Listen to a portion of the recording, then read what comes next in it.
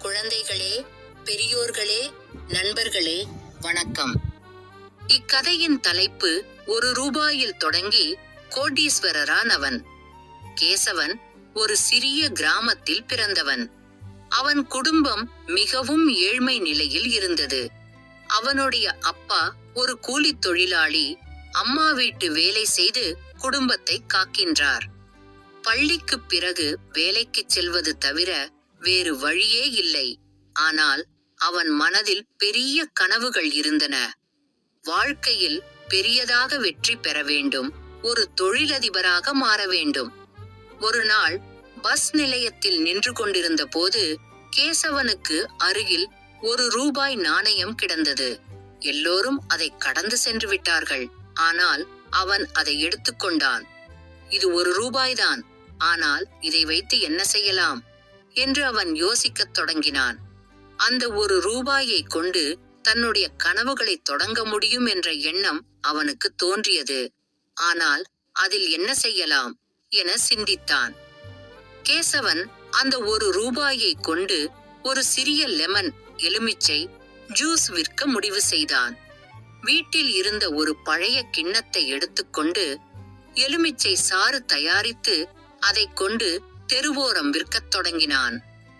முதலில் மக்கள் அதை பார்க்கும்போது அவனை பயங்கரமாக விமர்சித்தார்கள். நீ ஏன் இப்படி செய்கிறாய் என்று கேட்க ஆரம்பித்தனர். ஆனால் அவன் பயப்படவில்லை. அவன் தொடர்ந்து வேலை செய்தான். சில நாட்களில் அவன் லெமன் ஜூஸ் மக்களுக்கு பிடித்து போய்விட்டது. அவன் லாபம் சம்பாதிக்கத் தொடங்கினான். அத்துடன் ஒரு கூடுதல் விலையால் ரூபாய் 2 இன்னும் அதிகமாக தயாரிக்கத் தொடங்கினான். அவனுடைய நம்பிக்கையின் வலிமையைக் கண்டு அவன் அப்பாவும் அவனை ஆதரிக்கத் தொடங்கினார். இந்த குழந்தை எதையாவது சாதிக்கப் போகிறான் என்ற நம்பிக்கையும் பெற்றார். 1 வருடத்திற்குள் அவன் ஒரு சிறிய கடை ஆரம்பித்தான். மேலும் அவன் புதிய வகை ஜூஸ்களை விற்பனை செய்ய ஆரம்பித்தான். அவனுடைய கடை கிராமத்தில் பிரபலமாகிவிட்டது. ஆண்டுகள் பல கடந்து இன்று கேசவன் ஒரு பெரிய ஜூஸ் பிராண்டின் உரிமையாளராக மாறிவிட்டான். அவன் நினைத்தாலும் கூட அந்த ரூபாய் அவனுடைய வாழ்க்கையை இவ்வளவு மாற்றும் என்று தெரியாது. அவன் தனது வெற்றியின் ரகசியத்தை கூறும்போது ஒரே ஒரு விஷயத்தை கூறினான்.